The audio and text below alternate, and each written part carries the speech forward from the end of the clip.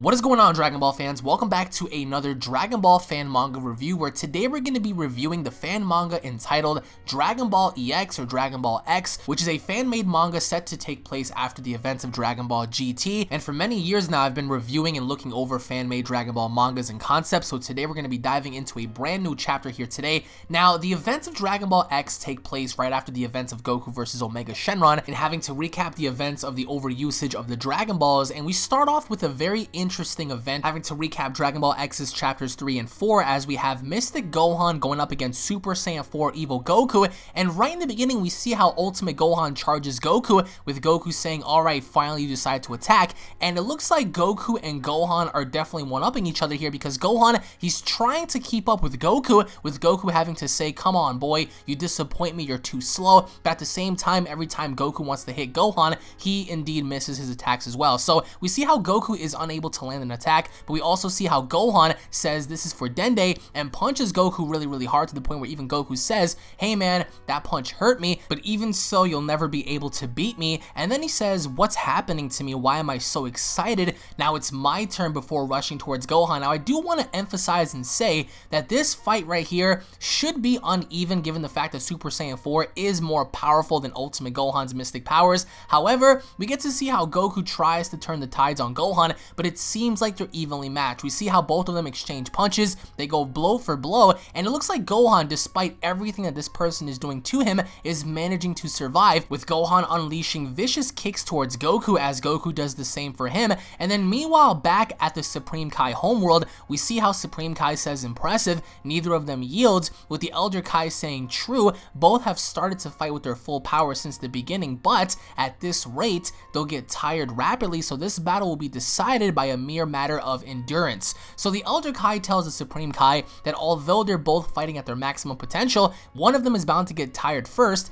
thus bringing the fight to an end due to endurance. So going back to Goku fighting Gohan, we see how Goku looks to have the upper hand, and that's when Goku says, I wasn't wrong about you boy, you really are powerful, but as I said before, you'll never be able to beat me, as he's able to pummel Gohan around. And we see how Gohan is beginning to get really tired, with this person that's inside of Goku's body seemingly not being tired at all, but actually more excited than anything else. And then it says, meanwhile, in a faraway planet, we see the Saiyan that Goku first encountered before is seemingly up to something, and he says this artifact is amazing, with only a piece of Kakarot's clothes can ultimately locate him, because early on in the chapters we see how Goku first came to this person before dropping something behind, and then he says, well, I'm sure all my doubts will soon be solved. And we see a CB, and he says this ship is too old already, who cares, it's the only one I have, besides it's the last time I'll be using it anyway, I have a very long journey in front of me, I hope I can find a shortcut. And then he's inside and he says, I'm so excited, I can't even believe that I'm going to meet you soon, Kakarot. And then we have a brief flashback to where he says, the only time I saw you was when you were a newborn baby, your power level was low,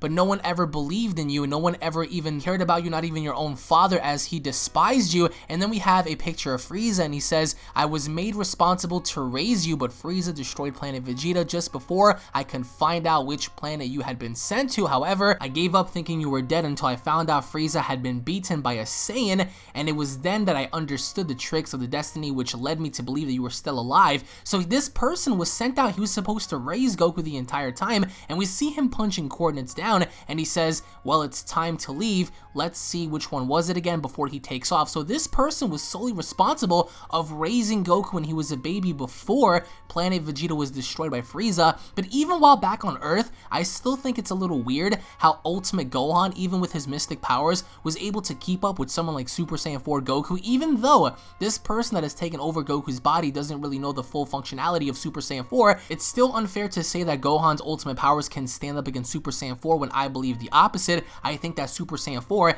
far exceeds the ultimate powers of Gohan, thus their fight should not be even in the least. But then we pan on over to the next chapter of Dragon Ball X, which is chapter number 6, which of course opens up with Vegeta and Goten inside of the ship, and we see how Goten tells Vegeta, wow Vegeta, you look very excited about this, do you think you can beat him without having to transform into Super Saiyan 4, with Vegeta saying, shut up Goten. And that's when Goten says, remember, you don't have a tail, and even if the conditions of the planet were right, and Vegeta saying, shut up already Goten, I have to make a phone call. So Vegeta makes a phone call to Bulma, asking her if she has seen Goku, with her saying no, but however, there is an evil guy fighting against Gohan, and that's when Vegeta says, I see, listen, I want you to send the blood swave generator to Gohan, I'm heading that way now. And that's when Bulma says, alright, I'll charge it as soon as I get ready, with Trunks having to be in the background talking about, was that my father? And she says, yes, he's coming back home, however, I'm sensing a disturbance. And keep in mind, of course, nobody is aware that Goku's body had been taken over, but of course we get to see how Trunks says, yes mom, I'll bring it to Gohan,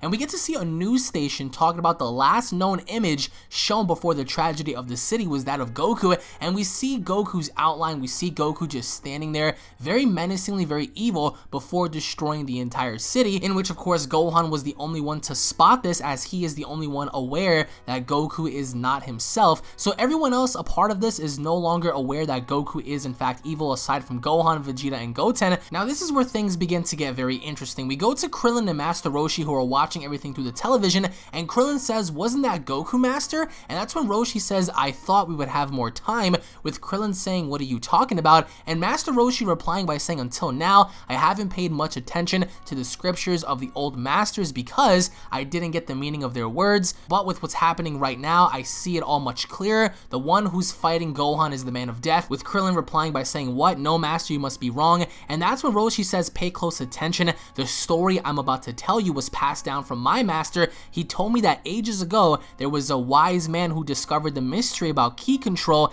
and where the owners of some mystical powers may be lying in the future, of course. Now he begins to explain to Krillin that they had many visions about the coming days, the prophecies, which they wrote in verse, now coming into my head. The time is up, fear the king from the sky will come with a new face and strength. The being of a new body will adapt, hinting why Goku is the person to come down from the heavens, that being Goku, of course. And Roshi saying, I never thought those words would be referring to Goku, with Krillin just being shocked on the idea that an evil spirit is now infesting Goku's body, an ancient spirit from prophecies. And we pan back over to Goku and Gohan, and they fight, and we see how Goku begins to blow Gohan away with these massive ki blasts, to the point where even the Supreme Kai is surprised that Gohan is still alive, with the Elder Kai saying, endure it boy, backups are on the way. So we see how Gohan just takes this massive blast from Goku, with Goku saying, I don't feel his energy anymore, I think I killed him, with Gohan having to pop up behind Goku and saying, were you looking for me? And proceeds to punch Goku down to the ground, with Gohan saying, I could avoid the attack in an instant before the explosion, with Goku getting up saying, I never imagined that during all this time people like you existed, but I want you to know I'm only having fun with you, as I already have this battle won,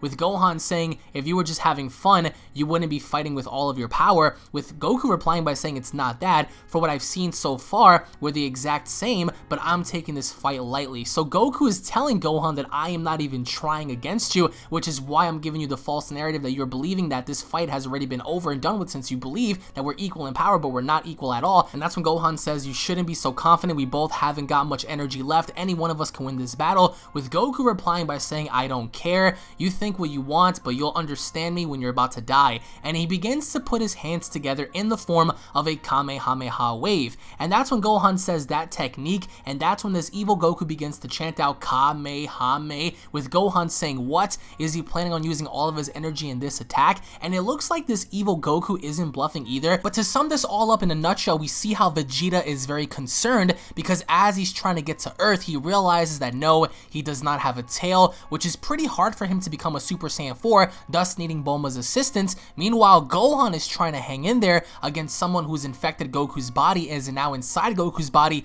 using the exact same power and techniques against him, hence why he is about to unleash the Kamehameha. Meanwhile, nobody else, neither Majub, Trunks, or anyone else is there to assist Gohan. However, the Elder Kai is saying, hang in there Gohan, a backup will be there shortly, of course referring to Goten and Vegeta. But even while Goten and Vegeta have achieved Super Saiyan 3 and 4, it's still little to no chance that they'll be able to defeat someone like Goku, which is why I believe this fight's definitely going to carry on into chapters number 7, which I cannot wait for. But post your comments down below, guys. What are your overall thoughts on Gohan and Goku having to be even though Gohan doesn't have Super Saiyan 4, his ultimate powers are able to keep up with someone like Super Saiyan 4 Goku, even if he is evil. What are your overall thoughts on them having to be even? Because I do think that's a flaw in this manga so far, is having Goku and Gohan be even though Ultimate Gohan and Super Saiyan 4 Gohan are completely different, they seem to be even in these manga chapters. So post your comments down below, guys. Thank you all for watching so very much. If you guys want to go ahead and check out my previous manga reviews, the official playlist is located down below. And of course, if you guys have any other fan mangas of your own that you guys want to go ahead and recommend to me, post the links down below. Thank you all for watching watching so very much. Tune back in for more, and I'll be seeing you all in the next review episode. Take it easy, guys. Peace.